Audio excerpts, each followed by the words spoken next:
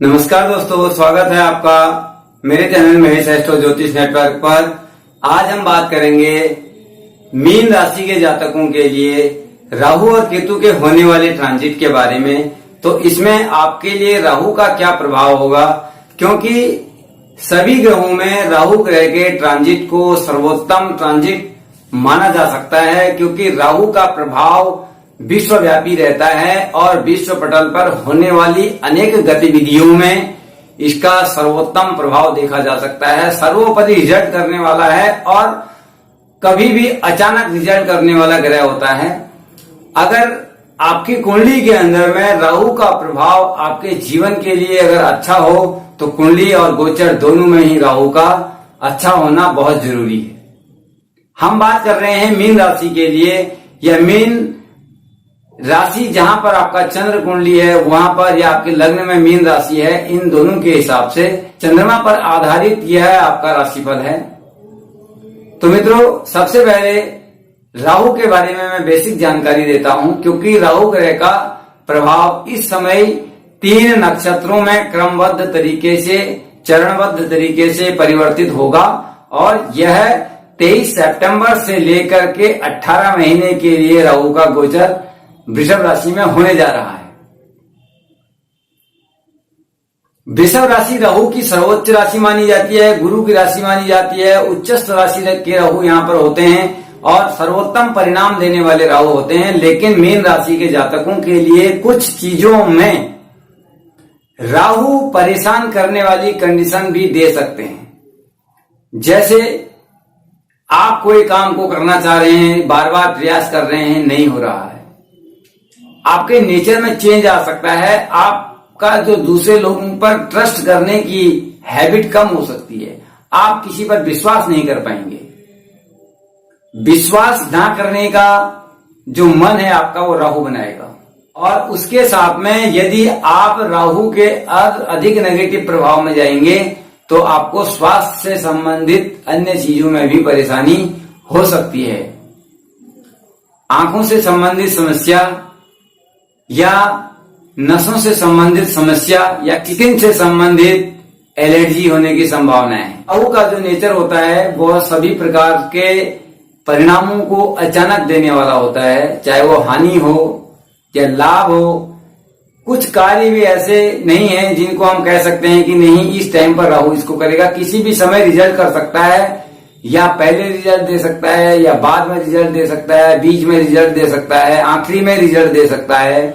लेकिन जब भी देता है तुरंत अचानक देता है। राहु का वृषभ राशि में उच्चस्थ माना जाना सर्वविदित है, किंतु यहाँ पर तीसरे स्थान पर अगर राहु का गोचर आपका आएगा तो भाग्य स्थान पर राहु की दृष्टि होगी। कार्य क्षेत्र में आपको अपने सहयोगियों के ऊपर में विश्वास करने की आदत डालनी पड़ेगी। उनके साथ तालमेल बना करके आपको काम करने की आदत डालनी पड़ेगी। राहु का जो परिणाम होगा आपके जीवन के अंदर बहुत कुछ चीजों में परिवर्तन लेकर के आएगा, क्योंकि राहु नेचर वाइज बहुत डिफरेंट तरीके का ग्रह होता है और इस कारण से राहु की सटीकता का कोई प्रमाण नहीं दिया जा सकता कि इस टाइम पर यह चीज होगी।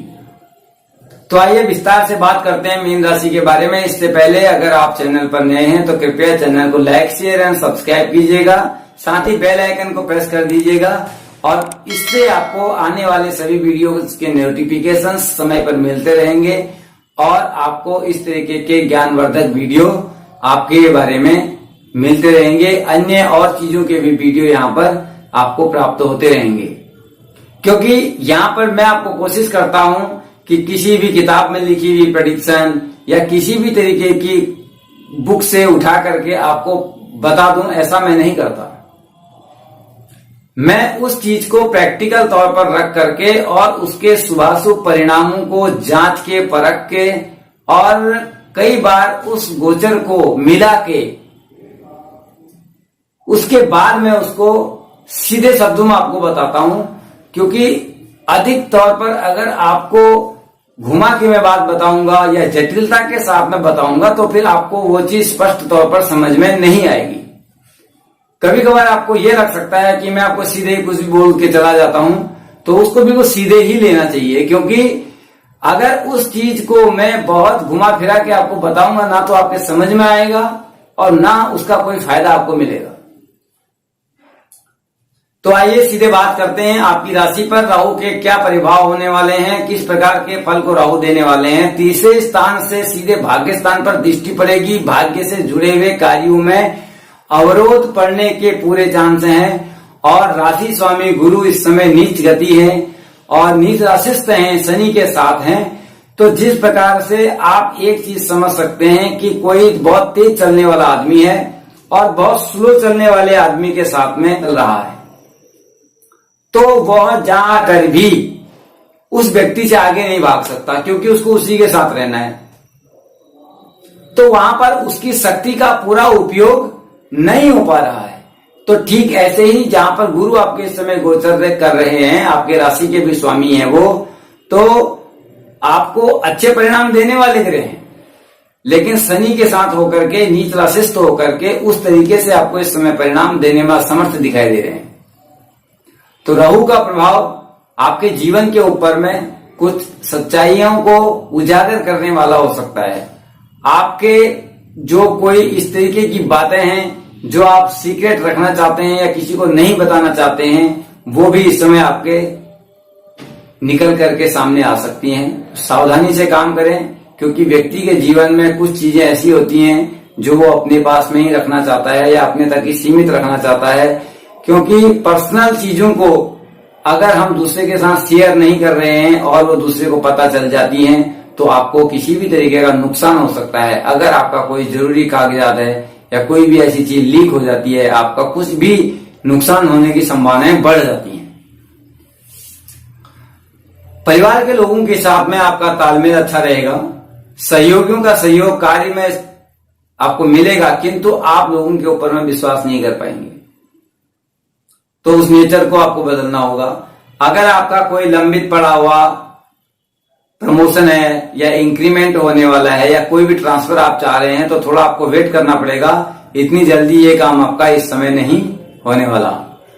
तो आगे चल करके आपके सारे काम हो जाएंगे, क्योंकि जैसे जैसे राहु अगले अगले नक्षत्र में परिवर्तन करते चले जाएंगे तो 3 नक्षत्रों से होकर के जब जाएंगे तो जून 2021 के बाद में आपके लिए इस ट्रांजिट का कुछ अच्छा रिजल्ट आपको दिखाई देगा। और उसके बाद जब आगे के चरणों में राहु प्रवेश करेंगे तो निश्चित तौर पर सभी रुके हुए कार्य आपके वहां पर संपन्न होंगे। तो मित्रों, व्यापार करने वाले लोगों के लिए अगर हम बात करें तो व्यापारिक लोगों को नए आइडिया आ सकते हैं केवल अपने डेकोरेशन को, अपने इंटीरियर को चेंज करने के लिए। बाकी बिजनेस में कोई चेंज आपका नहीं होने वाला है और बिजनेस ग्रोथ का जो लेवल होगा बहुत स्लो होगा इस समय आपका, लेकिन बिजनेस चलता रहेगा, काम आप करते रहेंगे। तो इन सब चीजों का जो प्रभाव होगा वो आपको थोड़ा नेगेटिव कर सकता है। तो इसलिए शांति रखें और अच्छे समय की प्रतीक्षा करें। जैसा भी आपका काम चल रहा है उसको चलाते रहें, क्योंकि केतु कर्म स्थान पर है, नए नए आइडिया देते हैं, लेकिन वह आइडिया आपको कोई फायदा नहीं देते। जो भी आइडिया आप यूज कर रहे हैं या जिस तरीके के आइडिया को भी आप अपने प्रैक्टिकल में लाना चाहते हैं, अगर वो आपके करने के क्षेत्र में आता है या आप उसको करने में समर्थ हैं, तब तो आपको उसको प्रैक्टिकल में लाने की जरूरत है। अगर आपको पहले पता है कि ये आइडिया है, आइडिया ही रहेगा और इसका कोई प्रैक्टिकल वर्क मैं नहीं कर पाऊंगा, तो बेकार है उसमें मेहनत करना।